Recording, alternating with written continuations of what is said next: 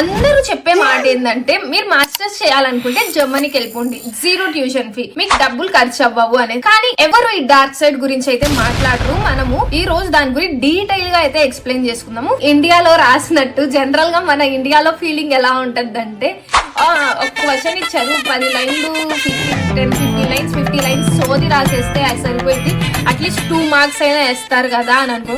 కానీ ఇక్కడ అలా కాదు. టెక్స్ట్ బుక్ నుంచి చదివినదే నాకు ఎగ్జామ్ లో వస్తది అనేది చాలా తప్పు. ఏదైనా జర్మనీలో జీరో ట్యూషన్ ఫీ అంటున్నారు కదా, ఒకసారి మీరు జీరో ట్యూషన్ ఫీ అంటే ఆ మాస్టర్స్ చేయడానికి గానీ ఆర్ఎల్స్ ఏదైనా మీరు స్టడీస్ కంప్లీట్ చేయడానికి గానీ అంత ఈజీగా అయిపోతాయి అనుకుంటారా? అంటే ఈ జీరో ట్యూషన్ ఫీ కదా అన్ని ఈజీగా అయిపోతాయి, స్మూత్ గా అయిపోతాయి అనుకుంటున్నా.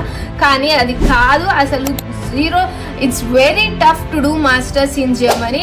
మీరు ఒక్కసారి ఎప్పుడైనా ఎవరినైనా కనుక్కోండి మాస్టర్స్ చేసే స్టూడెంట్స్ ని. Most of the masters students ఇక్కడ చదువుకోవడానికి వచ్చిన వాళ్ళు చాలా మంది వాళ్ళలో వెనక్కి వెళ్ళిపోయిన వాళ్ళు కూడా ఉన్నారు ఇండియాకి.